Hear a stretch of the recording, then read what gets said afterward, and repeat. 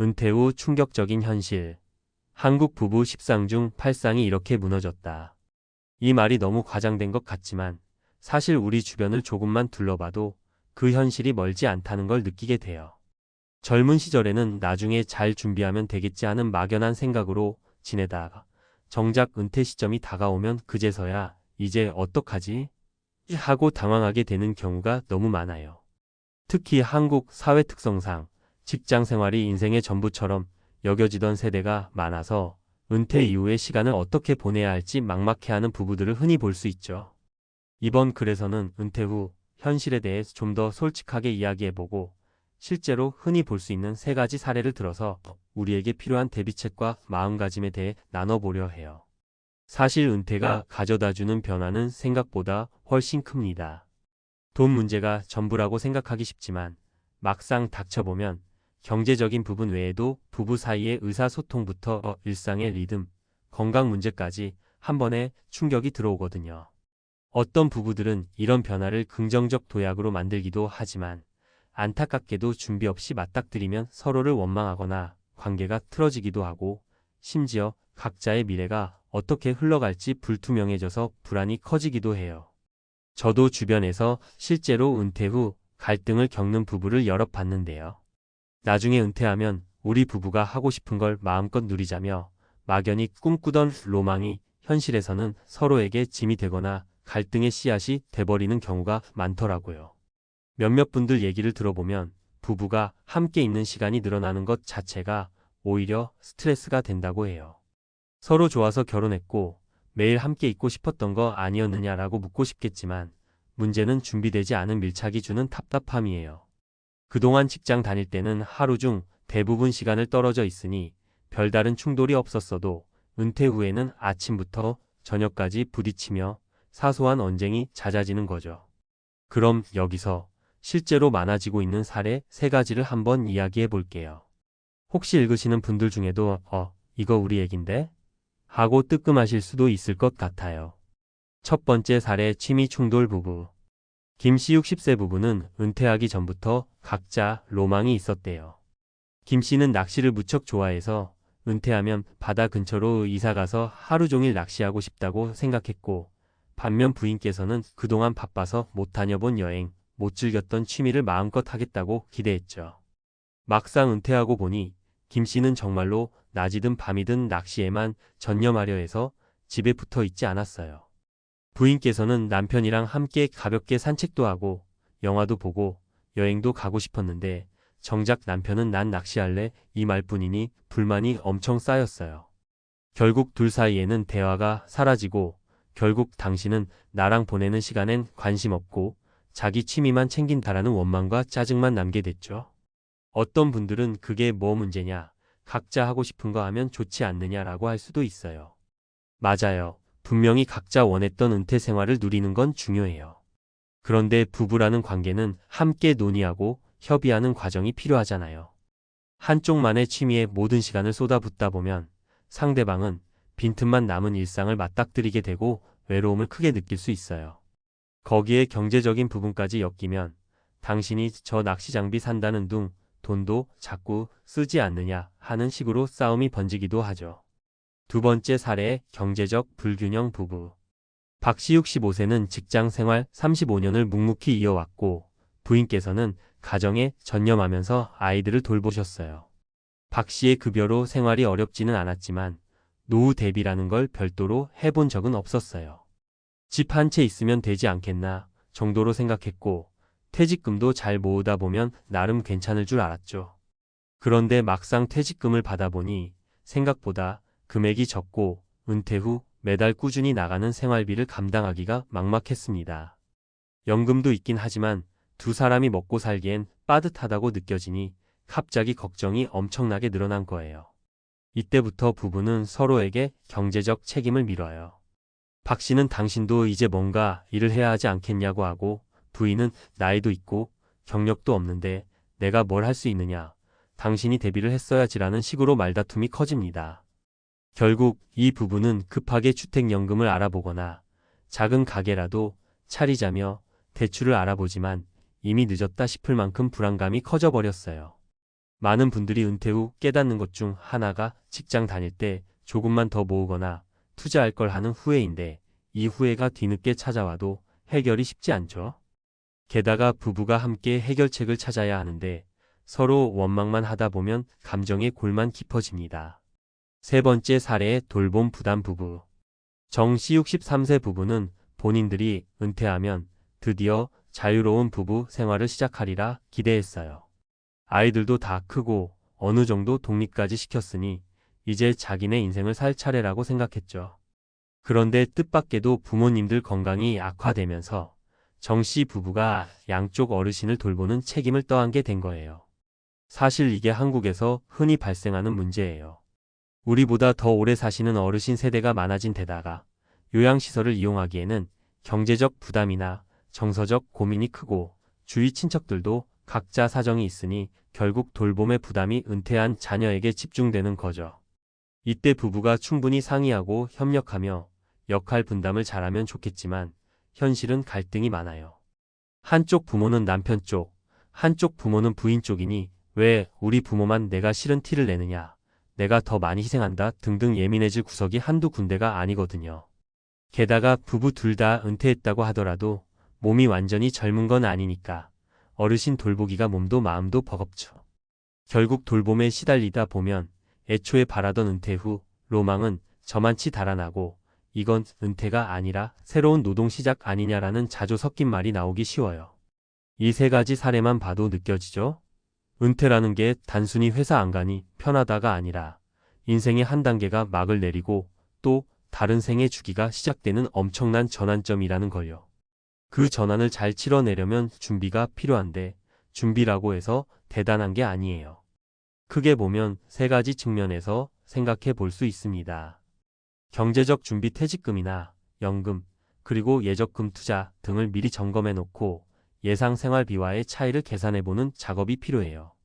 만약 부족하다면 은퇴 후에도 파트타임으로 일할 수 있는 길을 찾아본다든지 지출을 줄일 수 있는 방법을 함께 고민해야 해요. 부부가 돈 문제로 싸우는 건 서로 내가 계획이 없었어 하고 비난하는 순간부터 시작되니까 그 전에 미리 재무 설계나 재정 상담을 통해 솔직하게 현황을 점검하는 걸 추천해요. 관계 소통 준비 은퇴 후에는 하루 종일 부부가 붙어 있게 되는데 이 시간을 어떻게 사용할지 서로 대화가 필요합니다. 당신은 이 시간에 어떤 일을 하고 싶어? 같이 하면 좋은 활동은 뭐가 있을까? 이런 걸 미리 이야기를 나누면서 조율해야 해요. 은퇴 후 생활에서 가장 많이 겪는 문제가 함께하는 법을 몰라서 벌어지는 갈등이더라고요. 예전에는 서로 바빠서 모르고 지나갔던 작은 습관들이 은퇴 후엔 사소한 트러블이 되기도 하니까요. 건강 돌봄 준비 자기 몸도 챙기기 힘든데 혹시 부모님이나 가족 돌봄이 필요해질 상황이라면 더욱 준비가 필요해요. 요양시설, 간병인을 고용하는 비용이나 제도를 알아본다든지 미리 형제 자매들과 함께 분담 방안을 얘기해보는 식으로 장기전을 대비하는 게 좋아요.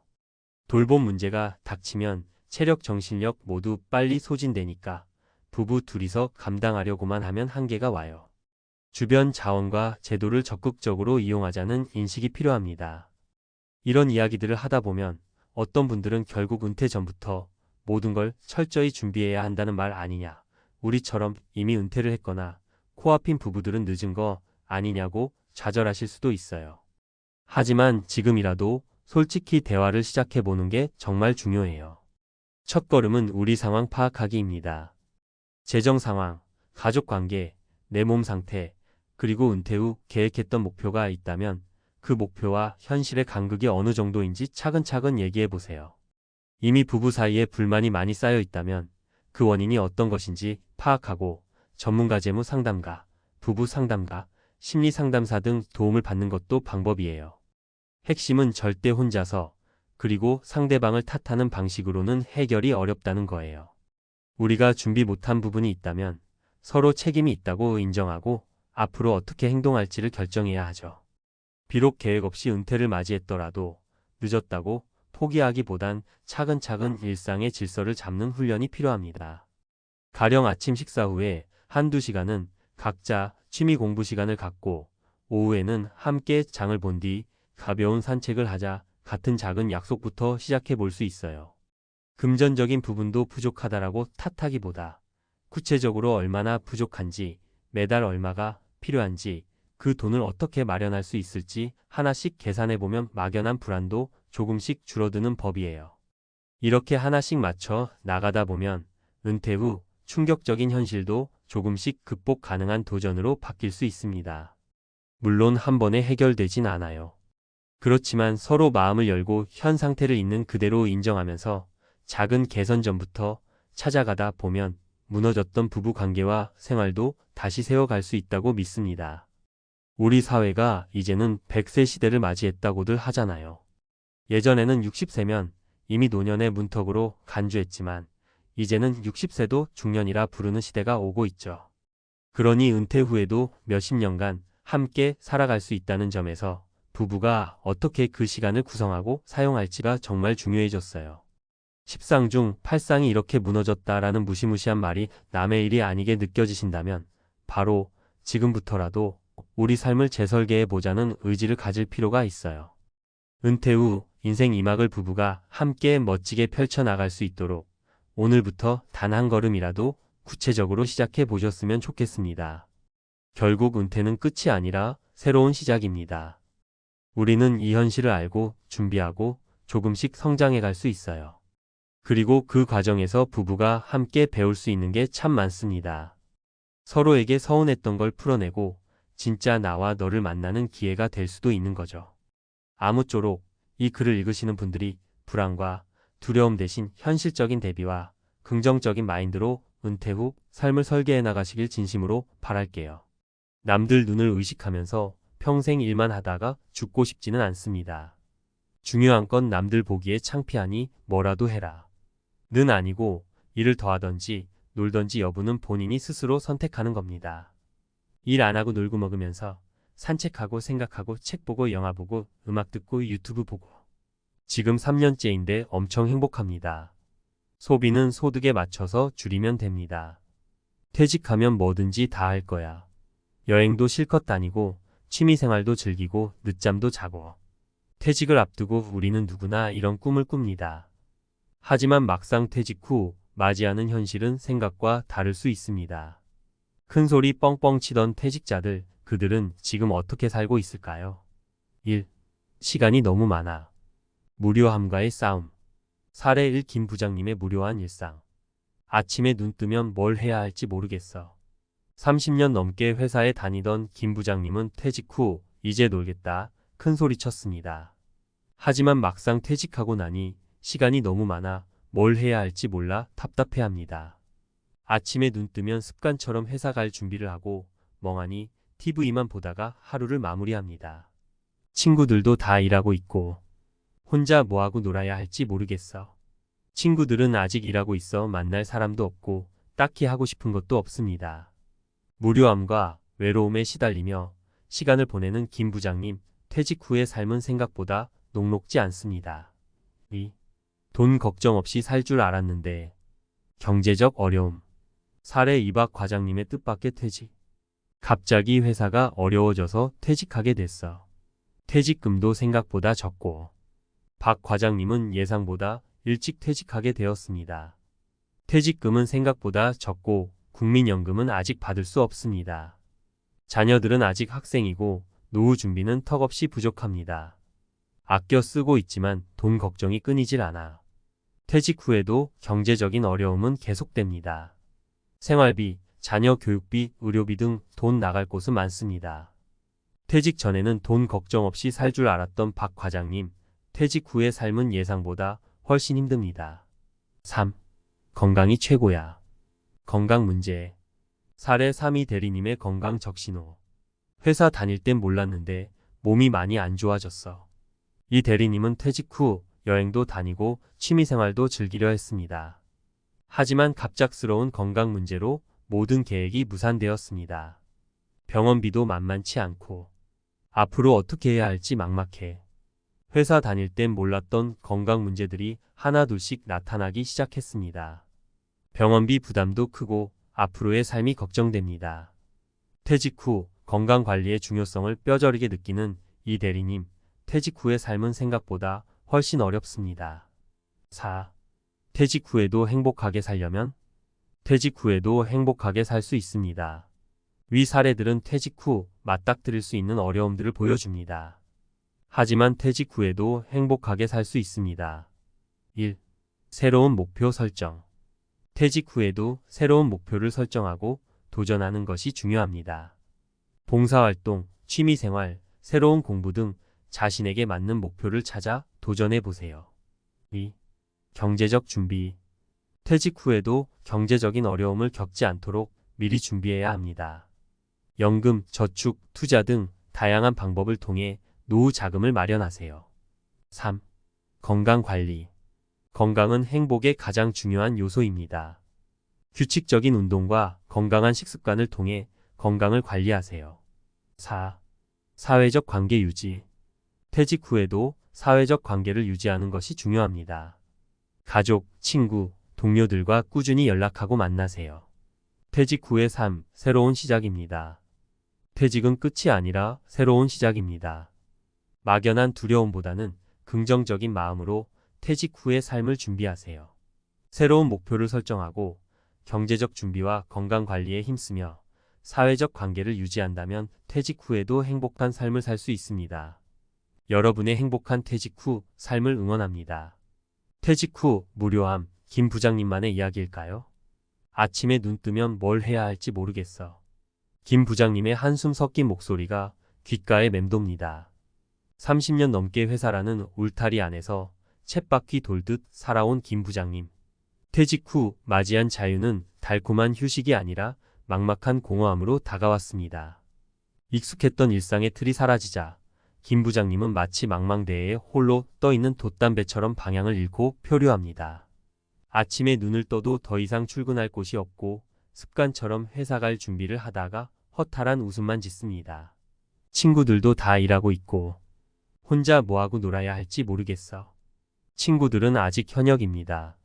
함께 어울릴 사람도 없고 무엇보다 뭘 하고 놀아야 할지조차 모르겠다는 김 부장님. 퇴직 후 갑자기 찾아온 무료함과 외로움은 생각보다 견디기 힘든 시련입니다. 혹시 김 부장님의 이야기가 남일 같지 않으신가요? 퇴직 후 무료함, 그 흔하고도 위험한 함정. 김 부장님의 사례는 퇴직 후 흔히 겪는 무료함의 함정을 잘 보여줍니다. 1. 삶의 목표 상실. 30년 넘게 회사라는 목표를 향해 달려온 김 부장님에게 퇴직은 삶의 목표를 잃어버리는 것과 같습니다. 삶의 방향을 잃은 채 표류하는 돛담배처럼 무엇을 해야 할지 몰라 방황하게 됩니다. 2. 사회적 관계 단절. 직장 동료들과의 관계가 끊어지면서 사회적 관계가 축소됩니다. 친구들은 아직 일하고 있어 만날 시간을 맞추기도 어렵고 새로운 사람들을 만날 기회도 줄어듭니다. 고립감과 외로움은 무료함을 더욱 증폭시킵니다. 3. 자존감 하락. 퇴직은 사회적 지위와 역할의 상실을 의미합니다. 쓸모없는 사람이라는 생각에 자존감이 떨어지고 우울감에 빠지기 쉽습니다. 무료함은 단순한 심리적 불편함을 넘어 심각한 건강 문제로 이어질 수 있습니다. 신체 건강 악화, 무기력, 수면 장애, 식욕 부진 등 신체 건강에 악영향을 미칩니다. 정신 건강 문제, 우울증, 불안 장애 등 정신 건강 문제 발생 위험을 높입니다. 인지 기능 저하, 뇌활동 감소로 인지 기능이 저하되고 치매 위험이 증가할 수 있습니다. 무료함의 늪에서 벗어나기 위한 해법. 이제 놀겠다는 말은 쉽지만 막상 퇴직 후 무료함을 이겨내는 것은 쉽지 않습니다. 하지만 방법이 없는 것은 아닙니다. 김 부장님처럼 무료함에 빠진 퇴직자들에게 몇 가지 해법을 제시하고자 합니다. 1.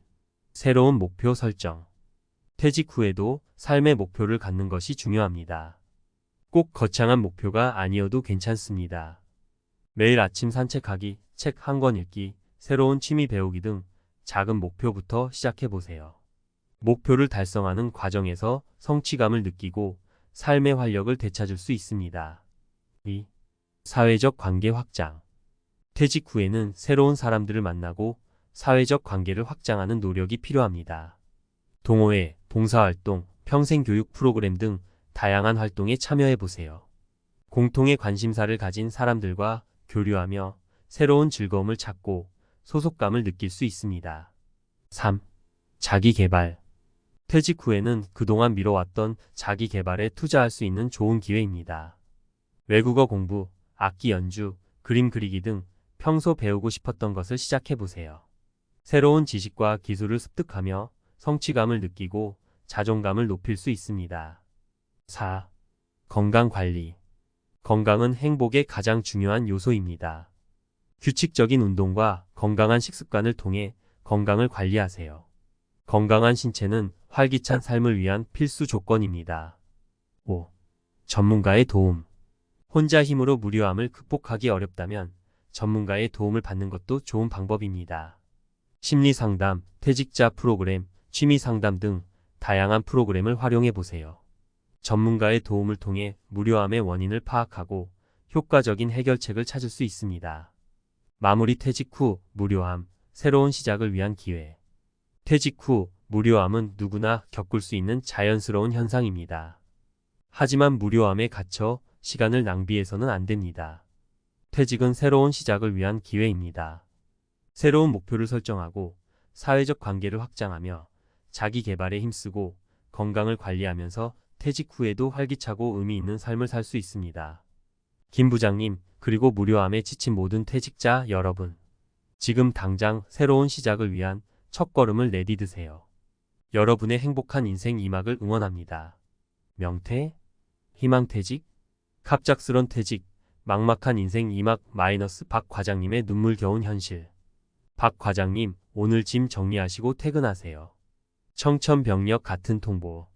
박 과장님은 믿을 수 없다는 표정으로 사직서를 받아 들었습니다. 회사가 어렵다는 소문은 있었지만 설마 자신이 희망퇴직 대상자가 될 줄은 꿈에도 몰랐습니다. 퇴직금도 생각보다 적고 이제 어떡하지? 박 과장님은 막막했습니다. 퇴직금은 예상보다 적었고 국민연금은 아직 멀었습니다. 게다가 자녀들은 아직 학생이고 노후 준비는 턱없이 부족했습니다. 아껴 쓰고 있지만 돈 걱정이 끊이질 않아. 퇴직 후에도 경제적인 어려움은 계속되었습니다. 생활비, 자녀 교육비, 의료비 등 돈 나갈 곳은 많았습니다. 퇴직 전에는 돈 걱정 없이 살 줄 알았던 박 과장님, 퇴직 후의 삶은 예상보다 훨씬 힘들었습니다. 1. 갑작스런 퇴직, 흔들리는 중년의 삶. 박 과장님의 이야기는 갑작스러운 퇴직으로 인해 경제적 어려움을 겪는 중년들의 현실을 적나라하게 보여줍니다.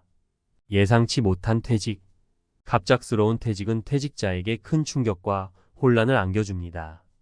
특히 박 과장님처럼 퇴직 후 계획이 제대로 준비되지 않은 경우 더욱 힘든 상황에 처하게 됩니다. 부족한 퇴직금. 퇴직금은 퇴직 후 생활에 중요한 버팀목이지만 충분하지 않은 경우가 많습니다. 특히 희망퇴직 등으로 예상보다 일찍 퇴직하는 경우 퇴직금이 더욱 적어 경제적 어려움을 가중시킵니다. 자녀 교육비, 노후 준비 부담. 퇴직 후에도 자녀 교육비, 노후 준비 등 경제적 부담은 계속됩니다. 특히 자녀가 아직 학생이거나 노후 준비가 부족한 경우 더욱 큰 어려움을 겪습니다. 2. 벼랑 끝에 몰린 퇴직자들, 사회적 안전망은 어디에?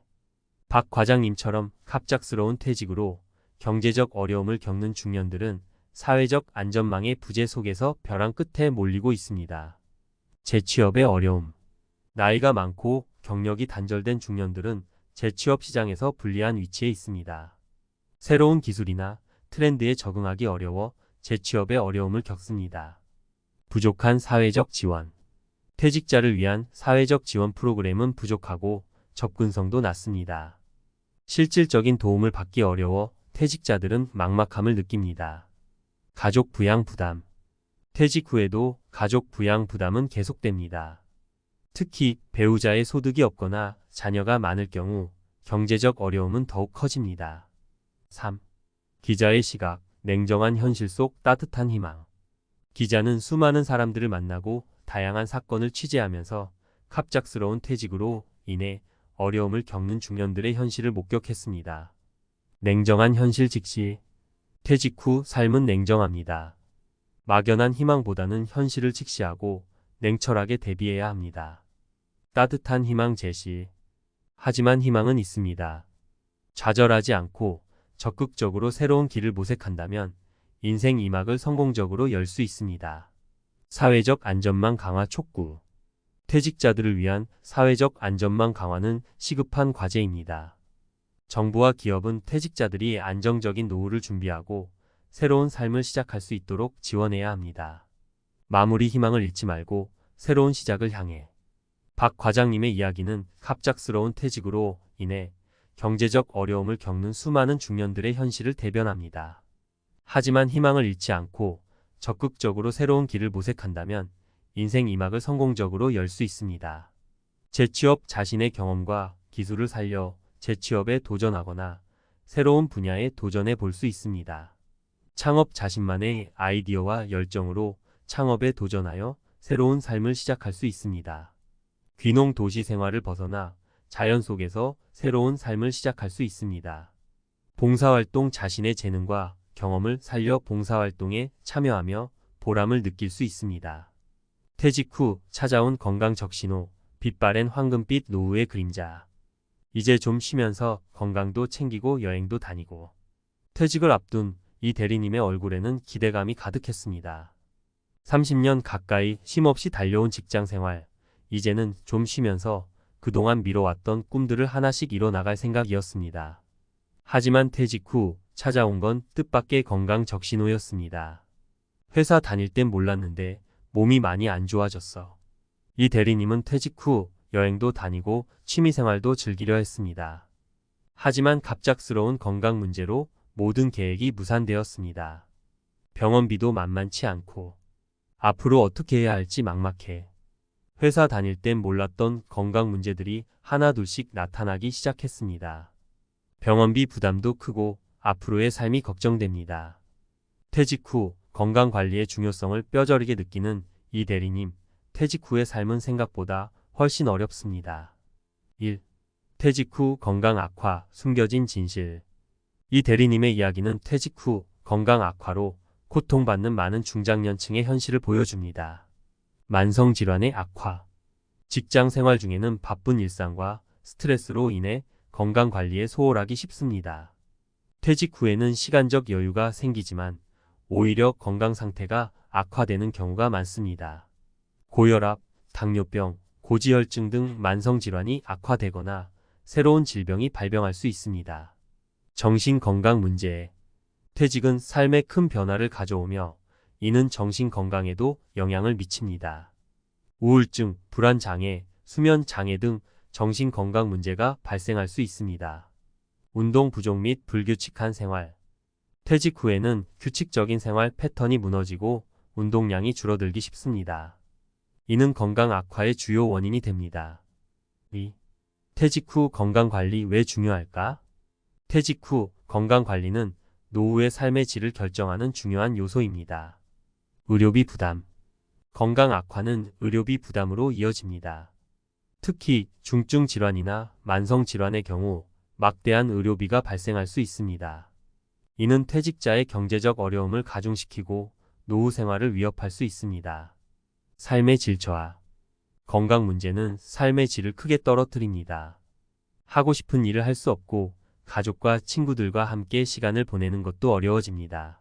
삶의 만족도가 낮아지고 우울감에 빠질 수 있습니다. 가족에게 미치는 영향. 퇴직자의 건강 악화는 가족에게도 큰 부담을 줍니다. 간병 부담, 경제적 부담 등으로 가족들의 삶에도 악영향을 미칠 수 있습니다. 3. 탐사보도. 퇴직 후 건강관리, 사회적 책임은? 퇴직 후 건강관리는 개인의 책임만이 아닙니다.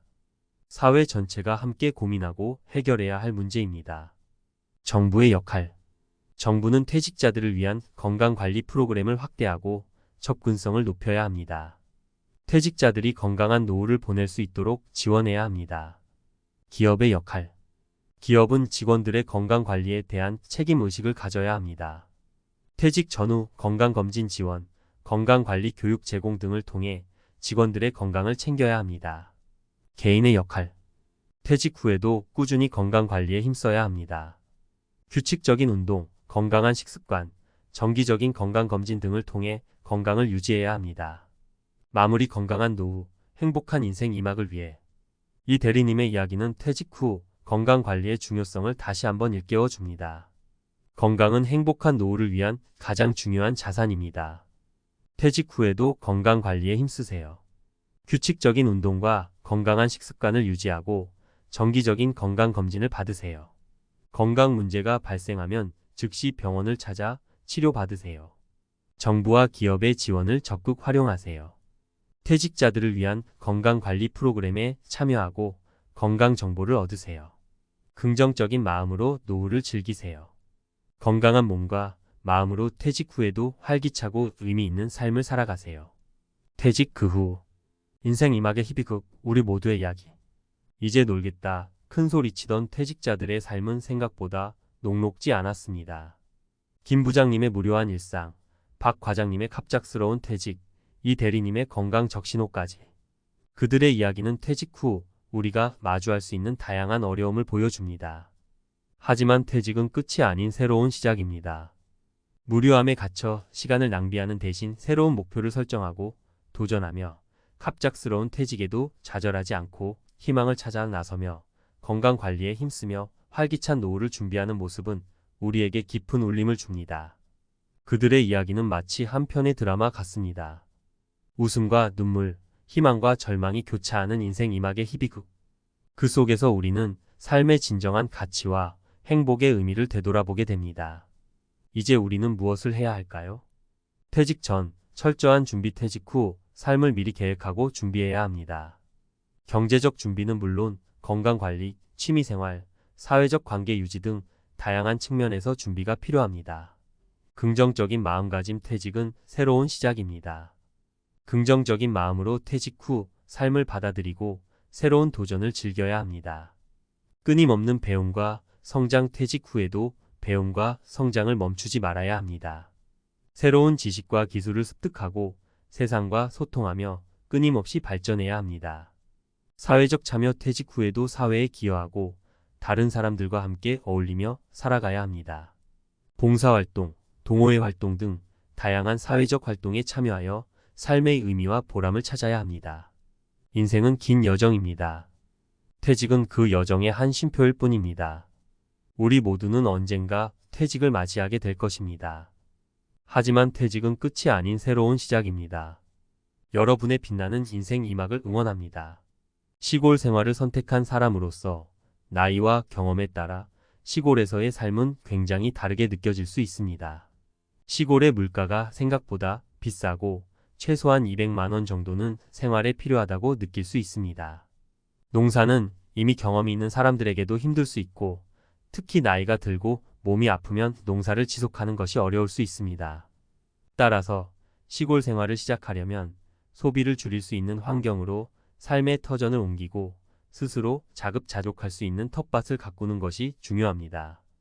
욕심을 버리고 소박하게 생활하면 50만 원으로도 충분하지 않을 수 있지만 큰 문제가 되지 않는다고 느낄 수 있습니다. 중요한 것은 대도시의 공짜 급식을 기대하는 대신 농어촌에서 자급자족하며 스스로의 삶을 꾸려나가는 능력을 기르는 것입니다. 100만 원으로도 은퇴 후 평생 먹고 살 수 있는 이유? 지금 당장 시작해야 할 필살 노후 준비 비법. 많은 사람들이 은퇴 후의 삶을 상상하며 과연 나는 노후에 돈 걱정 없이 살 수 있을까? 라는 고민을 합니다. 특히 요즘처럼 생활비가 치솟고 있는 상황에서는 더욱 불안해지기 마련이죠. 하지만 사실 100만 원만으로도 노후에 충분히 살 수 있는 방법이 있습니다.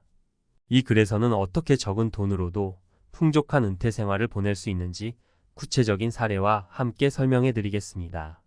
1. 절대 지출을 줄여라. 최소한의 생활비로 충분히 행복할 수 있다. 첫 번째로 말씀드리고 싶은 것은 지출을 통제하는 방법입니다. 많은 사람들이 은퇴 후에도 젊었을 때의 소비 습관을 그대로 유지하려다 보니 재정적인 압박을 받습니다. 하지만 노후에는 생활 패턴이 달라지기 때문에 필수 지출만 잘 관리해도 훨씬 적은 돈으로도 충분히 살 수 있습니다. 예를 들어 한 60대 부부는 은퇴 후 대도시를 떠나 작은 시골 마을로 이주했습니다. 그들은 대도시 생활에서 필요한 월세나 교통비, 외식비를 줄이는 것만으로도 한 달 생활비를 100만 원 이하로 맞출 수 있었습니다. 또한 농사나 자급자족 생활을 통해 식비를 대폭 줄였습니다. 그들은 더 적게 소비하면서도 더 풍요롭게 살고 있다고 말합니다. 이처럼 생활비를 줄이고 꼭 필요한 곳에만 돈을 쓰는 습관을 기르면 적은 금액으로도 충분히 풍요로운 은퇴 생활을 누릴 수 있습니다. 2. 자산을 현명하게 관리하라. 지속적인 소득 흐름 만들기.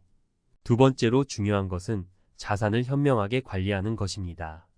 많은 사람들이 은퇴 후에는 더 이상 돈을 벌지 않고 그동안 모아둔 돈만 쓰게 될 거라고 생각하는데 이는 잘못된 접근입니다.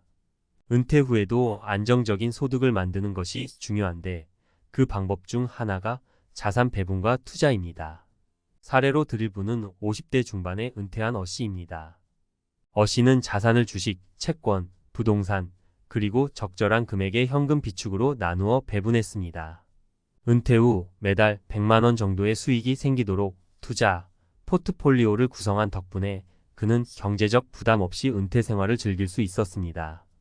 이처럼 현명한 자산 배분을 통해 적은 금액으로도 지속적인 수입을 만들어낼 수 있습니다. 중요한 것은 위험을 분산하고 안정적인 소득원을 확보하는 것이죠. 3. 노후의 삶을 재정비하라. 단순한 삶이 행복하다. 마지막으로 노후에는 삶의 방식 자체를 다시 정의하는 것이 필요합니다. 젊었을 때의 소비 중심적이고 복잡한 삶에서 벗어나 단순하고 본질적인 행복을 추구하는 삶으로 전환할 때 진정한 자유를 누릴 수 있습니다. 한 여성은 은퇴 후 자신만의 시간을 최대한 활용하는 방법을 찾았습니다. 물건을 줄이고 자신에게 정말 필요한 것들만 남겨서 최소한의 공간에서 간소한 생활을 즐기기 시작했죠. 그녀는 복잡한 삶을 버리고 나서야 비로소 진정한 여유와 자유를 찾았다고 말합니다. 삶에서 진정 중요한 것들이 무엇인지 재정비하고 단순한 생활을 지향하면서 매달 고정 지출을 100만 원 이하로 맞출 수 있었던 것입니다. 이처럼 삶을 재정비하고 간소하게 사는 것이 노후 준비의 핵심입니다. 꼭 돈을 많이 벌어야만 행복한 은퇴 생활을 할 수 있는 게 아니란 사실을 깨닫는 것이죠. 결론 100만 원으로도 충분한 이유. 결론적으로 100만 원만으로도 은퇴 후 행복하고 풍족한 삶을 살 수 있는 이유는 간단합니다. 생활비를 줄이고 자산을 현명하게 관리하며 단순한 삶을 지향하는 것입니다. 더 적게 소비하고도 더 큰 만족을 느끼는 것이 노후의 핵심이죠. 그러니 지금 당장 이 필살 노후 준비 비법을 시작해보세요. 은퇴 후의 삶은 생각보다 훨씬 더 행복하고 여유로울 수 있습니다. 노후 자산 관리의 핵심 위험과 기회 사이에서 균형 잡기. 은퇴를 앞두고 있거나 이미 은퇴한 많은 사람들이 느끼는 가장 큰 불안은 내가 가진 돈으로 평생을 버틸 수 있을까? 라는 질문일 겁니다. 사실 은퇴 후의 삶은 생각보다 더 복잡할 수 있습니다. 왜냐하면 젊었을 때는 꾸준한 수입이 있어 큰 돈 걱정을 덜 했지만 은퇴 후에는 자산을 어떻게 관리하느냐에 따라 평생의 재정적 안정을 결정짓기 때문이죠. 그렇다면 어떻게 하면 은퇴 후에도 안정적으로 살 수 있을까요? 오늘은 그 해법을 찾아보겠습니다. 1. 자산 배분 위험을 분산하고 안정성을 높여라. 첫 번째로 강조하고 싶은 것은 자산 배분입니다. 자산 배분이란 가지고 있는 돈을 여러 종류의 자산에 나누어 투자하는 것을 의미합니다. 이를 통해 특정 자산이 손해를 보더라도 전체적인 손실을 줄일 수 있죠. 하지만 이게 말처럼 쉽지는 않습니다. 특히 은퇴 후의 자산 관리에서는 안정성과 수익성 사이에서 균형을 맞추는 것이 중요합니다. 예를 들어 한 50대 은퇴자가 있었습니다. 그는 일찍 은퇴한 후 주식시장에 대부분의 자산을 몰빵했습니다. 처음 몇 년 동안은 주식시장이 상승세를 타며 큰 수익을 올렸습니다. 하지만 몇 년 뒤 갑작스런 경제 위기가 찾아오며 주식시장이 급락했고 이 은퇴자는 큰 손실을 봤습니다. 그때 비로소 그는 자산 배분의 중요성을 깨달았죠. 이 사례에서 볼 수 있듯이 자산 배분은 은퇴 후 재정 관리를 위한 필수적인 요소입니다. 주식, 채권, 부동산, 현금 등의 자산에 균형 있게 투자해 위험을 분산하고 예기치 못한 손실에도 대비할 수 있어야 합니다. 2. 수입원 다변화. 노후에도 돈을 벌 수 있는 방법을 찾아라. 두 번째로 고려해야 할 점은 수입원 다변화입니다. 은퇴했다고 해서 수입이 완전히 끊기면 안 됩니다. 젊었을 때는 직장에서 월급이 나오기 때문에 생활비 걱정이 덜하지만 은퇴 후에는 그 월급을 대신할 새로운 수입원이 필요합니다. 어 씨의 사례를 살펴보죠. 어 씨는 60대 초반에 은퇴했지만 은퇴 후에도 소일거리로 시작한 취미 활동을 통해 매달 50만 원 정도의 추가 수입을 벌고 있습니다. 그는 원래 목공을 취미로 삼고 있었는데 이를 발전시켜 온라인에서 자신이 만든 가구를 판매하게 되었죠. 이 수입 덕분에 어 씨는 노후에 더 여유로운 생활을 할 수 있게 되었습니다. 이처럼 은퇴 후에도 새로운 수입원을 만들어내는 것은 중요한 전략입니다. 취미를 직업으로 바꾸는 것도 좋은 방법이고 프리랜서나 자문직으로 활동하며 본인이 가지고 있는 경험과 지식을 활용하는 방법도 있습니다. 중요한 것은 은퇴 후에도 소득을 만들 수 있는 다양한 방법을 모색하는 것입니다. 3. 생활비 줄이기 단순한 삶의 미학. 세 번째로 생활비 절감이 필요합니다. 많은 사람들이 은퇴 후에도 젊었을 때의 소비 습관을 그대로 유지하려고 하지만 노후 생활에서는 생각보다 적은 돈으로도 충분히 살 수 있습니다. 특히 은퇴 후에는 소비보다는 경험에 더 가치를 두는 경향이 커지기 때문에 그만큼 생활비도 자연스럽게 줄일 수 있습니다. 은퇴한 후 시골로 이주한 한 부부의 사례를 보겠습니다. 이들은 은퇴 전까지 도시에 살며 매달 200만 원이 넘는 생활비를 썼습니다. 하지만 시골로 이주하면서 생활비를 100만 원 이하로 줄일 수 있었습니다. 집세나 교통비, 외식비가 거의 들지 않기 때문에 자연스럽게 생활비를 줄일 수 있었던 것이죠. 또한 자급자족 생활을 하면서 식비도 크게 줄였습니다. 이들은 더 적게 소비하면서도 더 풍족하게 살고 있다고 말합니다. 이처럼 단순한 삶의 미학을 실천하는 것이야말로 은퇴 후 재정적인 안정과 심리적인 만족을 동시에 얻을 수 있는 비결입니다. 결론 지금부터 시작하라. 지금까지 설명한 세 가지 방법을 통해 은퇴 후에도 적은 돈으로 충분히 안정적인 생활을 할 수 있습니다. 자산 배분을 통해 위험을 분산하고 수입원을 다변화하며 생활비를 줄이는 것이 핵심이죠. 이 모든 것들은 단순히 계획에 그치지 않고 실천에 옮길 때 진정한 효과를 볼 수 있습니다. 중요한 것은 지금 당장 이 필살 노후 준비 비법을 시작하는 것입니다. 은퇴 후의 삶은 생각보다 더 자유롭고 여유로울 수 있습니다. 당신도 지금부터 조금씩 준비를 해보세요. 은퇴 후 100만 원으로도 충분히 행복한 생활을 누릴 수 있는 방법이 분명히 있습니다. 어디든 내가 정 붙이고 사는 곳이 제일 좋은 곳이지요. 이 말보다 더 깊이 공감되는 표현이 있을까요? 사실 누군가에게는 조용한 시골 마을이 최고의 안식처가 될 수 있고 또 다른 이에게는 병원과 마트가 가까운 신도시가 가장 든든한 보금자리일 수 있습니다. 결국 살기 좋은 곳이란 그곳이 어디든 내 마음이 평안하고 일상에 감사할 수 있는 곳이 아닐까요? 하지만 현실은 냉정합니다. 아무리 마음의 준비가 되어 있어도 은퇴 후에는 살 수 있는 곳이 살고 싶은 곳과 꼭 일치하진 않기 때문입니다. 노후 자금, 건강, 교통, 생활 인프라 등 여러 조건을 따져야 하니까요. 그래서 많은 은퇴자들이 경기도 중 어디가 그나마 정착하기 좋을까 하고 고민하는 건 어쩌면 당연한 일입니다. 오늘은 그런 고민을 덜어드리기 위해 은퇴 후 정착지로 각광받는 경기도의 도시 10곳을 소개해드리려 합니다. 다니쌤을 비롯한 여러 전문가들의 추천과 실제 은퇴자들의 경험담, 그리고 행정복지 생활 편의 의료 교통 등의 요소를 종합해서 살펴보았습니다. 아래에 소개할 곳들은 단순히 집값이 저렴한 곳이 아니라 나이 들어 살기에 심리적 안정과 생활의 편리함을 제공하는 곳들입니다. 첫 번째 용인시 도시와 자연의 균형이 맞는 곳. 실제로 60대 부부가 서울에서 용인으로 이사한 사례가 있습니다. 이들은 서울 아파트를 전세로 돌리고 용인 구성역 근처에 아파트를 매입해 정착했습니다. 병원, 마트, 대중교통 접근성이 뛰어나고 주말엔 근처 경안천 산책로를 걸으며 자연 속 여유를 즐깁니다. 이들은 서울에서의 고독한 노년보다 여긴 이웃과도 더 가까워지고 삶이 따뜻해졌다고 말합니다. 두 번째 남양주시 교통혁신 도시로 변신 중. 남양주는 최근 GTX-B 노선 호재로 실버 세대의 관심을 끌고 있습니다.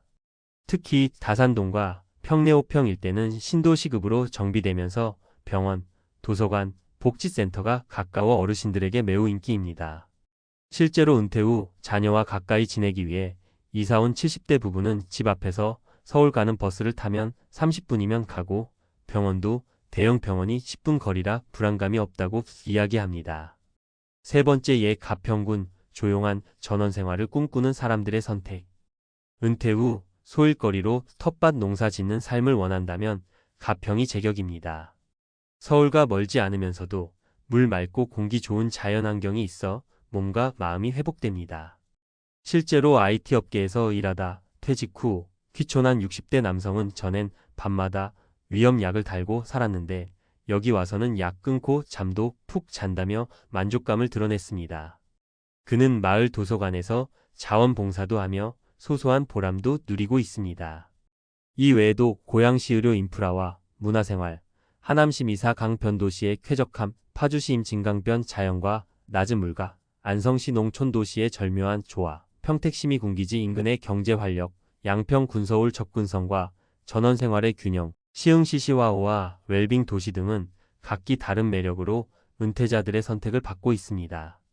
하지만 여기서 중요한 건 남들이 좋다고 하는 곳이 아닌 나에게 맞는 곳입니다. 병원이 가까워야 안심이 되는 사람, 산책할 수 있는 강변이나 산이 가까워야 안정감을 느끼는 사람, 자녀와 가까이 살고 싶은 사람, 조용한 곳에서 혼자 여생을 보내고 싶은 사람 모두 다릅니다. 그래서 결론은 결국 이겁니다. 어디든 내가 정 붙이고 살 수 있는 곳이 최고의 정착지다. 그 선택이 용인이든 가평이든 아니면 오래된 고향 동네이든 말이죠. 노후의 삶은 단지 살아가는 게 아니라 잘 살아가는 것이 목표입니다. 그러니 너무 숫자나 통계에 얽매이지 마시고 마음이 따뜻해지고 내가 다시 살고 싶어진다고 느껴지는 곳이 있다면 그곳이 바로 당신의 최고의 도시일지도 모릅니다. 혹시 지금 정하지 못했다면 주말에 가볍게 기차표 하나 끊고 경기도의 이 도시들을 한번 돌아보세요. 언젠가 문득 딱 마음에 드는 곳에서 아, 여기가 내 자리구나 하고 느껴질지도 모릅니다. 그 순간이 노후의 두 번째 인생이 시작되는 시간입니다. 앞서 말씀드린 이야기들이 공감의 출발점이었다면 이번에는 실질적인 판단과 선택을 도와줄 전문가 시선의 정보를 담아볼게요. 은퇴 후 거주지를 정할 때는 감성만으로는 부족합니다. 객관적인 기준, 즉 의료 인프라, 대중교통 접근성, 치안, 커뮤니티 집값까지 하나하나 따져봐야 후회 없는 선택이 됩니다. 먼저 의료 인프라는 노후 정착지에서 가장 중요한 요소 중 하나입니다. 일반 동네 의원만으로는 불안할 수 있으니 종합병원급 의료기관이 차로 30분 이내에 있는지가 핵심 기준입니다. 예를 들어 용인세 브란스 병원 기흥구이나 남양주 현대병원, 하남의 미사강 변종합병원 등은 응급 대응이 가능한 지역 중심 병원들로 꼽힙니다.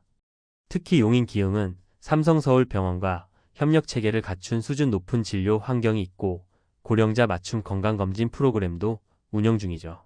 심장이나 당뇨, 뇌졸중 관리가 필요한 은퇴자에게는 이 조건이 아주 중요합니다. 다음은 교통 접근성입니다. 지하철역이나 광역버스 정류장까지 도보 1015분 내에 도달할 수 있느냐가 관건입니다. 나이 들수록 운전하기도 불편하고 대중교통으로 병원이나 시장, 문화시설을 쉽게 갈 수 있어야 합니다. 남양주 평내호평역, 하남풍산역, 고양 대화역 주변은 GTX와 경춘선, 3호선 등의 접근성 덕분에 많은 은퇴자들이 모이는 지역입니다. 이런 곳들은 병원, 도서관, 복지센터, 체육시설도 함께 들어서 있어 삶의 질을 끌어올리는 효과가 있어요. 그리고 생활 물가와 집값도 빼놓을 수 없죠. 예를 들어 경기도 평균 전세가는 2025년 현재 약 2억 4천만 원 수준이지만 가평군이나 안성시, 양평의 외곽으로 가면 1억 5천만 원 이하의 전세도 충분히 찾을 수 있습니다.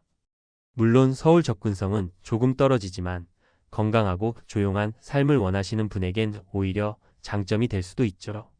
반면에 하남 미사나 용인 수지처럼 신도시화가 진행된 곳은 3억 이상의 전세가 형성돼 있지만 자녀와 가까이 살거나 문화 쇼핑 병원 접근성이 중요한 분들에겐 좋은 선택이 될 수 있어요. 한 가지 팁을 드리자면 전세로 먼저 살아보기를 추천합니다. 막상 이사했는데 정서가 안 맞거나 생활의 불편함을 느껴 다시 나오는 경우가 많거든요. 6개월 1년 정도 임시로 살아보면서 병원, 마트, 교통, 이웃 분위기를 직접 체험하고 나서 매매를 결정하면 실패 확률이 확 줄어듭니다.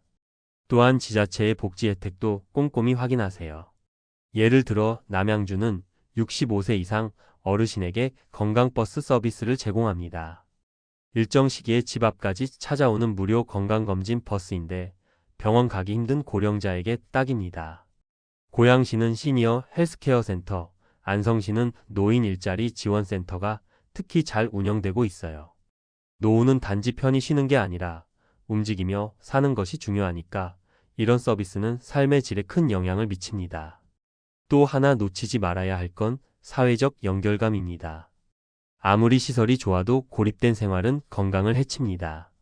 그래서 실버 커뮤니티가 활발한 동네를 고르는 게 중요해요. 남양주, 다산 신도시의 복합 커뮤니티 센터나 고양시의 어르신 문화대학, 용인의 도서관 문화교실 등은 활동적인 노후를 원하는 분에게 큰 힘이 됩니다. 마지막으로 꼭 자녀와의 거리도 생각해 보세요. 노후의 가장 큰 정서적 지지를 받는 대상은 결국 가족입니다. 물리적 거리뿐 아니라 비상시 접근 가능한 시간대차로 1시간 이내 권역을 기준으로 보면 좋습니다. 자녀가 서울에 살고 있다면 하남 고양 용인 남양주가 적절할 수 있고 지방에 자녀가 있다면 오히려 안성이나 가평, 양평이 더 나은 선택일 수도 있어요. 정리하자면 은퇴 후 경기도에서 정착지를 고를 때 고려해야 할 요소는 크게 다음과 같습니다. 종합병원급 의료시설의 거리, 대중교통 접근성 도보 10분 내외, 전세 매매 가격과 생활 물가, 커뮤니티 활성도와 복지 혜택, 자녀와의 물리적 거리. 이 기준만 잘 적용해도 내게 맞는 지역은 자연스럽게 좁혀집니다. 하지만 아무리 좋은 조건이라도 마지막엔 내 마음이 머무는가가 진짜 정답입니다. 내가 하루하루 감사하며 살 수 있고 이웃과 눈인사 나누며 평온한 저녁을 맞이할 수 있다면 그곳이 바로 당신의 최고의 노후 정착지입니다. 결국 좋은 도시는 외부 조건보다 내 안의 안정감에서 완성되는 것이니까요. 은퇴는 끝이 아니라 진짜 삶의 시작입니다. 그 시작을 함께 할 멋진 장소가 어쩌면 지금 당신이 지나치고 있는 그 동네일지도 모릅니다.